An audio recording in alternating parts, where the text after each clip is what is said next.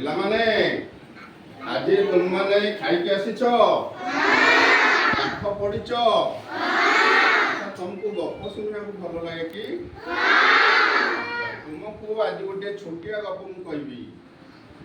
ଥରେ ଜଙ୍ଗଲରେ ଜଣେ ଶିକାରୀ ଖାଦ୍ୟ କଣିକା ବିଞ୍ଚି ଦେଇ ତା ଉପରେ ଜାଲ ବିଛାଇ ଦେଲା।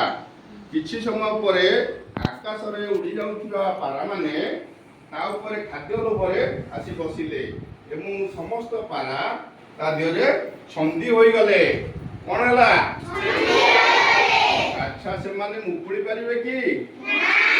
ଜଣେ ଜଣେ ମୁକୁଳି ପାରିବେ ନାହିଁ। ତେଣୁ ଦଳପତି କହିଲେ ସମସ୍ତେ ଏକଜୁଟ ହୋଇ ଏକ ସଙ୍ଗରେ ଉଡ଼ିଯିବା। ଏହି ଆଦେଶକୁ ଅପେକ୍ଷା କରି ସେମାନେ ଶିକାରୀ ଆସିବା ପୂର୍ବରୁ ଏକ ସଙ୍ଗରେ ଉଡ଼ିବା ଆରମ୍ଭ କଲେ। ଉଡ଼ି ସେମାନେ ସେଥିରୁ ମୁକୁଳି ଗଲେ। ଏଥିରୁ ଆମେ କଣ ନୀତି ଶିକ୍ଷା ପାଇଲେ? ତୁମେମାନେ ସମସ୍ତେ ଘରେ ଏକତ୍ର ରହୁଛ? ବାପା ମା ଭାଇ ସମସ୍ତଙ୍କ ସହିତ ମିଳିମିଶି ଚଳୁଛ?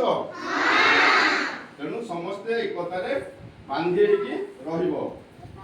ଇଲେ ଗପଟି ଭଲ ଲାଗିଲା?